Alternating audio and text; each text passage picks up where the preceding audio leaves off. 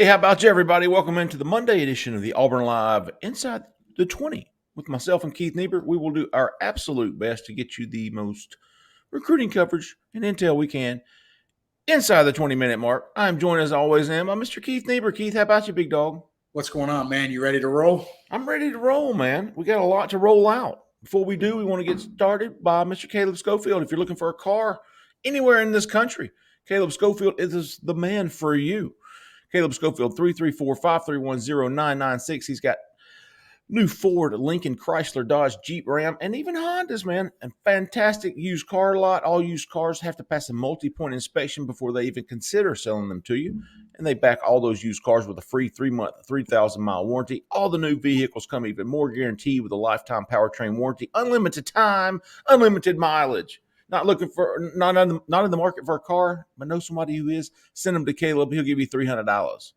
334-531-0996. Caleb Schofield there at Mike Patton Auto in LaGrange, Georgia. Keith, I'm back. Today is Monday morning. We are 48 hours from the early signing period kicking off. Auburn has 16 commitments, one transfer, of which one is a transfer. Where do you think things stand right now, Keith? 48 hours till kickoff. Yeah, I mean, based on in your reporting and my reporting and everybody, Cole Pinkston's reporting, we think Auburn's going to finish pretty well here. Here's the question, though. Some of these guys may, you never know who's going to hold off on their announcements and stuff like that. So a guy like Tyler Scott, we don't think is going to announce until January 7th, and that's somebody Auburn feels pretty good about. So the end results, people might have to be patient. Because if you are, in fact, landing him, he's not going to show up in the rankings Wednesday. And then there's some guys that, like Keldrick Falk, makes the surprise visit to Auburn over the weekend after telling everybody he wasn't going to go. They're still battling for Bama commit Tony Mitchell, the 4 or 5 star, depending upon who ranks him, defensive back from Alabaster, Thompson High School.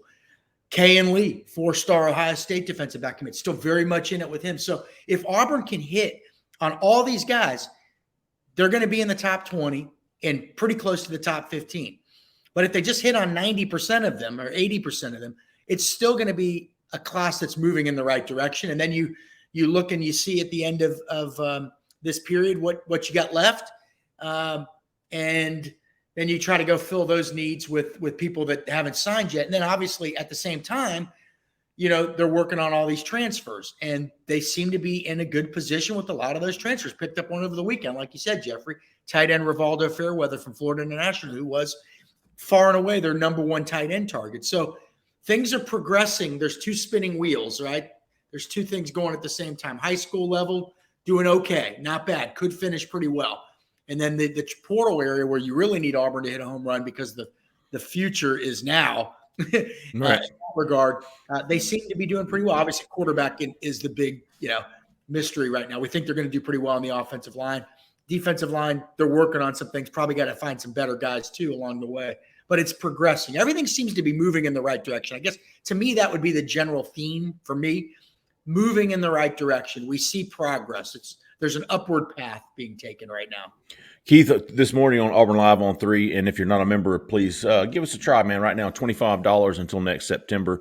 Keith had a 10 most wanted target list up this morning. This is high school JUCO guys. And Keith, I would think Auburn gets the majority of these guys. If I were putting a class together right now, I think the majority of these guys will be on my list, but I'll read them off in the order in which you wrote. Keldrick Falk, the defensive end from Highland Home. Isaiah Jada, the JUCO offensive lineman. C.J. Johnson, the safety from Texas. Kayan Lee, the cornerback from Georgia. Braden Marshall, the cornerback committed to UCF. Xavier Miller, another JUCO offensive tackle. Tony Mitchell, the DB, committed to Alabama. Quay Russaw and James Smith. And then you said Tyler Scott. Keith, of those guys, let me count what I would do here. I've got 1, 2, 3, 4, 5, 6, 7, at least 6, maybe 8. Yeah, I mean, Keldrick Falk, obviously, that's one we don't really Wild know. card. What does this visit mean yesterday? Well, we know FSU wasn't really thinking he was going to visit Auburn, right? We know he told reporters when he left Tallahassee that he wasn't visiting anywhere else and then immediately drove to Auburn. Asked if we would not report. Yeah. Although he did then subsequently did an interview with someone. They asked that we wouldn't report when he got there, Yeah, I and mean, then after he left, he said, "I'm not doing any interviews." Okay, cool. And then he goes home and he gives 2 Florida State sites interviews, the 24/7 and the On 3. oh wow. And he Okay. said 2 different really things in the 24/7 report. He said that is, he's going to talk to his mom. She wanted him to really think about it and come to her Tuesday night. Uh, he kind of left it a little bit more open with the On 3 interview. He said, basically Florida State feels like my pick. So you don't know what to think with these guys, man. Especially when Mama wants him at Auburn, it's got to be a good thing. But the kid seemed like he was set on Florida State. So at this point, it's a toss. I really don't know. I would expect the worst if I'm an Auburn fan, and the worst being that he remains committed to Florida Yeah, State. let's say 40-60 Yeah, Auburn. and hopeful that things turn. Yeah. They're in it with a lot of those guys. And just a little secret, Jeff, all I do to put that together is go look at your 2 hot boards, compare them, and then order some guys. And there's some other guys that they're recruiting as well. Sure. Eric Singleton, the receiver out of Georgia. But yeah, they've got a real chance. I mean, obviously, I think all eyes are on Falk, Kay and Lee, and Tony Mitchell. Yeah, because that's where, if you're an Auburn fan, you're like, okay, when is my program going to start winning some real recruiting battles? Okay. Like CJ Johnson, it's between Auburn and Missouri. He's a good player, but it's between Auburn and Missouri. Keldrick Falk is between Auburn and FSU, and he's already committed to FSU. Now, FSU hasn't been that great lately. Like, they had a decent season this year with 9 wins, but still not an elite powerhouse program. But that's a guy that's been committed in them for a while. That's an eye-opener. Tony Mitchell, a real eye-opener if you can get him, committed to Bama for a long time. And then Kay and Lee, who committed to Ohio State, a defensive back out of Georgia. He committed to Ohio State 12 months ago. So he's been all Buckeyes for a year. If you flip him at the end, these are attention getters, okay? That's what this program needs. They need people to say, wow, okay. All of a sudden, fans, for one thing, oh my God, we're getting some guys. Other recruits, oh my God, guys are starting to go to Auburn again. And then, obviously, you want other coaching staffs, if you're Auburn, to know it's not the same old Auburn. You're not just going to walk right into Alabama and take guys. You're not just going to get anybody you want out of Atlanta. That's our area, that kind of thing. That's the mentality that you have to have if you're Auburn. And if you pull out some of those off, then when Jeffrey, when they start making coaching visits again in January and Zach Etheridge shows up at school, that Auburn logo, instead of being this big, looks this big, okay? It looks, all of a sudden people are taking notice of you again because they haven't been the last few years. They just haven't. I mean, look, we have some good friends that cover other schools, Jeffrey. One of them covers a team that may be about to win a national title. And one of those people told us, like, over the summer, that they're not even concerned about Auburn anymore on the recruiting trail. How sad is that? Well, those days seem to be over. We think. We don't know. We'll know a little bit more in the coming days and weeks. And this could be a good start to letting the world know that those days, you can forget about it. Make some noise Wednesday. That is fun, Make some noise Wednesday. You mentioned the transfer portal, Keith. Auburn has had a dozen or more transfer guys in for official visits in the past 2 weeks. Really feel like they're putting together a pretty decent little transfer group, a little transfer class. When you mentioned Rivaldo Fairweather, the tight end, we'll start on offense. Devin Leary came in this weekend at quarterback. Dylan Johnson at running back. Rod Thomas came back for his second visit in as many weeks at wide receiver. Offensive line's been loaded. We mentioned the 2 JUCO guys, but Dylan Wade came in. Walter Rouse, Ben Scott. Yep. Pac-12 guys, those guys being from out in the Pac-12. And West Coast guys, right? Defensive line, you had an interview up with Dylan Wilson. Yeah, Deion Wilson. Neither one of us have gotten his name right in 2 weeks. Dude, for whatever reason, I can't remember Walter Rouse for anything. Oh, Elijah McAllister on the defensive line, outside linebacker. Who else? Seems like there was another guy that I always forget. Oh, the kid from another Arizona State or somewhere, the edge. Case Ford or something. Trace Ford from Oklahoma State. Yeah. That was, I think he visited earlier. Last weekend. Yeah, the last 2 weekends. So a lot of let me tell you, Auburn's guys. Amari Kite was here unofficially early in the middle of the week in January too. So this isn't just they could still visit, right? The transfers can visit that week up to when they have to enroll. So they're not done there by any stretch. Right. Yeah. Quarterback's going to be the big issue here. The thing everybody's looking for. Auburn needs an immediate impact quarterback. Devin Leary certainly could be that guy. He's got 1 year left. He's coming from NC State. He was a lot of people think Kentucky is the team to beat. I haven't heard anything that would lead me to believe that's wrong, but I haven't heard a lot about his visit to Auburn. I've got some hooks in the water as far as that goes, but haven't had a bite yet. Devin Leary is a grad transfer with 1 year. He's tore his pectoral muscles, so he's not medically cleared until the spring to throw the football. So Auburn's got to get somebody in there to run the offense in the spring. You've got Robbie Ashford coming back, but you're going to need guys. You're going to need a guy who has experience, who can come in and lead that offense next year. I haven't heard any names other than Grayson McCall and Devin Leary. We know Grayson McCall did not visit. Some academic snag, as I was told, with his progress towards degree. Not sure what the future holds with Auburn and him, but he's one we'll put on the back burner as far as I'm concerned. Dylan Johnson, the running back, pretty excited about him. He's going to visit South Carolina. You talked about some of these guys, going into January, Keith. Dylan Wade could have a decision soon. Elijah McAllister could have a decision soon. Dylan Johnson will have a decision in January, I believe. And what's the latest on Ra, Keith? What are you hearing on him? Yeah, Auburn, apparently you were over there. They feel pretty good about how things went this weekend. And second visit for him in the last 2 weeks. He's from Eufaula. I mean, again, Auburn could have gotten him out of high school. It just blows my mind. But now he's one of the top portal targets. But it's gone well. He seems to be bonding with guys at Auburn. He seems to be having a good time. What we know, though, is that there is some real confidence. And I should point out, Ole Miss is also in this. But there is some real confidence in Athens right now.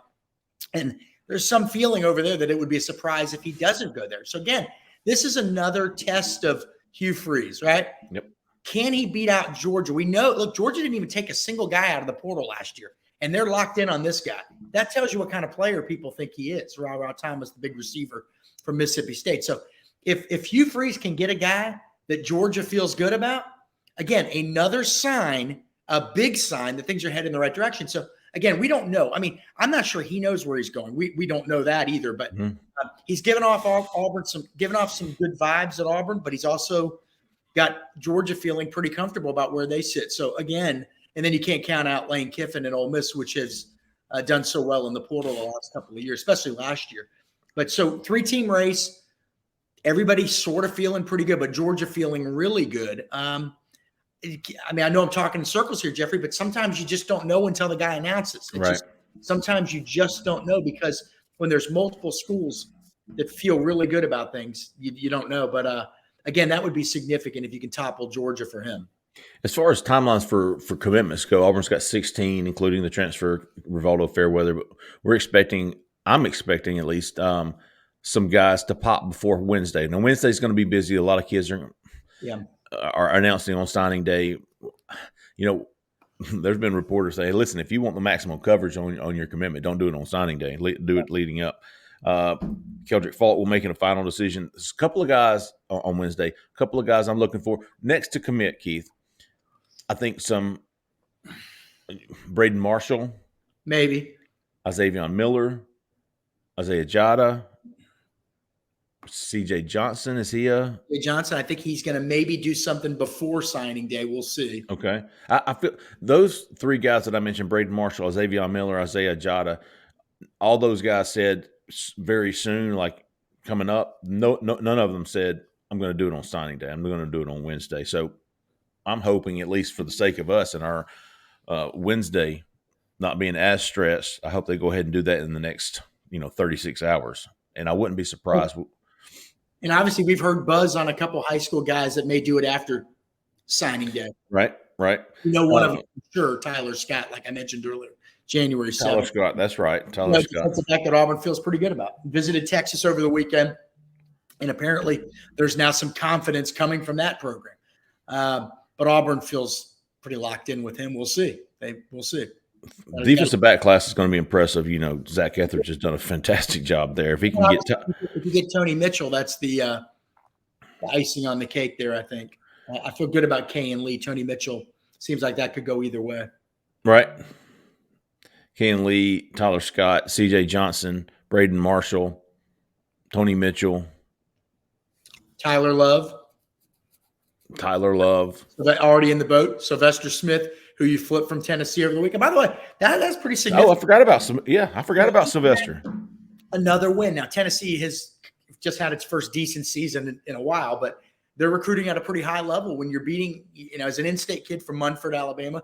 But he'd been committed to Tennessee forever. They came in, they identified that was a guy they wanted, started talking to him 2 weeks ago, re-offered him a scholarship this past Monday, got him to visit Saturday, and he committed Sunday. I mean, this all happened pretty fast. Now, that's a guy that wanted to commit to the old staff about a year ago, and they weren't ready. They weren't into him as much.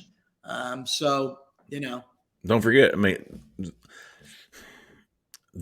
I don't know if the needs have changed, the numbers have changed, but I mean, Zach Etheridge was your DB coach a year ago. That hasn't changed. Yeah. What has changed?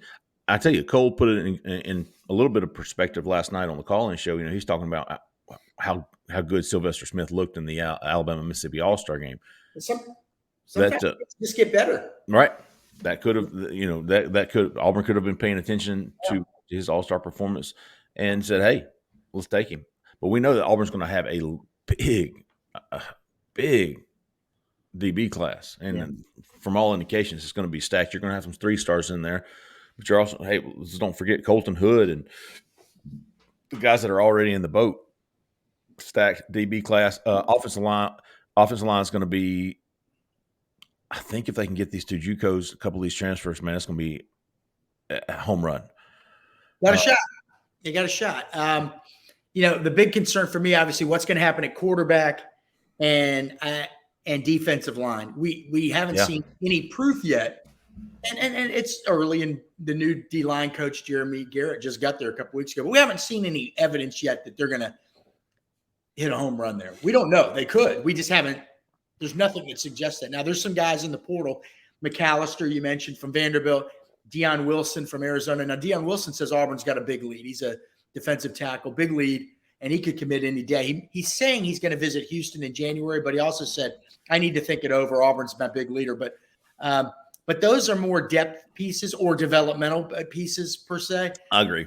We haven't seen the big move yet. And, so Auburn brought in James Smith, the 5-star defensive tackle, over the weekend. Most people think Alabama's the team to beat. Can Auburn get across the finish line with him?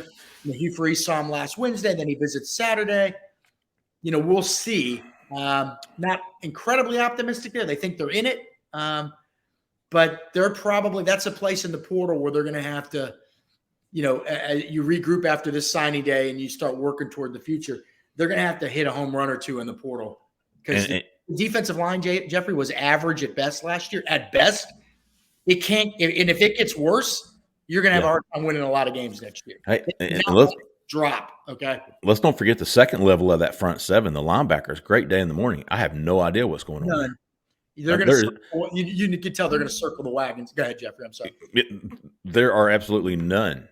Yeah. 0 high school JUCO linebackers that I'm aware of heading 48 hours before signing day, early signing period, that Auburn is even in on. And even the transfer guys, we haven't seen any offers go out. Either they know something that we don't, or we're going to see a very loaded January, February of linebacker recruiting for Auburn. Maybe they're going to break out the new 4-7 defense next year. I don't know. But no, I think you're going to see them circle the wagons, once this signing day is over, and say, okay, now here's what you got. Here's what you need. So after the signing day, you're still going to need some offensive linemen, a quarterback or 2, a lot of defensive linemen and linebackers. I think they'll be okay everywhere else. I mean, look, there's a reason why the last coach isn't here, everybody. I mean, they didn't have the players. He wasn't left with a ton, but it then got worse. And so they're in a little bit of a hole here. So everybody's going to have to try to be patient. So the difference between Harsin when he got here and Freeze when he's getting, now that he's here, is that you said Harsin wasn't left a lot, but he didn't do anything to resolve it. No, as far as the offensive line, Hugh is at least targeting these needs and bringing in these transfers and JUCO offensive tackles and linemen. I mean, as it stands right now, you're looking at Ben Scott at center. You've got the guards, Dion Wade, Dylan Wade, the two JUCO tackles, Yeah. Walter Rouse coming in, you gotta have Mari Kite. You got to have at least 7 capable offensive linemen, right? And hopefully more than that. But so of the guys returning, the one you feel best about is Jeremiah Wright. But Tate Johnson started games at center, but didn't play great. I mean, he was a young guy learning. He probably could get better. But there really isn't a ton coming back. So you got to bring in some guys, man. You got to bring in some. There's no doubt, but they're working toward that. Connor Liu's a center signee that we think could come in and maybe do something early. Maybe he can be in your 2 deep. Maybe he can be your number 10 or 11 guy. That's fine, but they know that. They've addressed their look. We're seeing that we know that they're addressing things based on who's visiting and where the offers are going. But the linebacker position is a little perplexing because we haven't seen a lot of offers go out there. Do they know? You're right, Jeffrey. Do they know something we don't know? Right.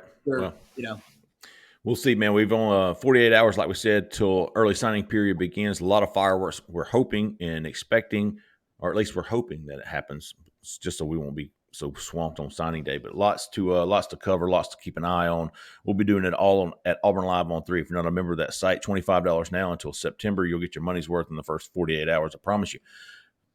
Keith will be back Wednesday on a live show. We're going to do a signing day live. We'll be going live early Wednesday and probably roll till around lunch or 10:30 or 11, somewhere like that. We'll have the meat of the day on live. We appreciate everybody listening. We appreciate everybody subscribing to the site. If you're not subscribed to our YouTube page, please do so now. Hit that notification.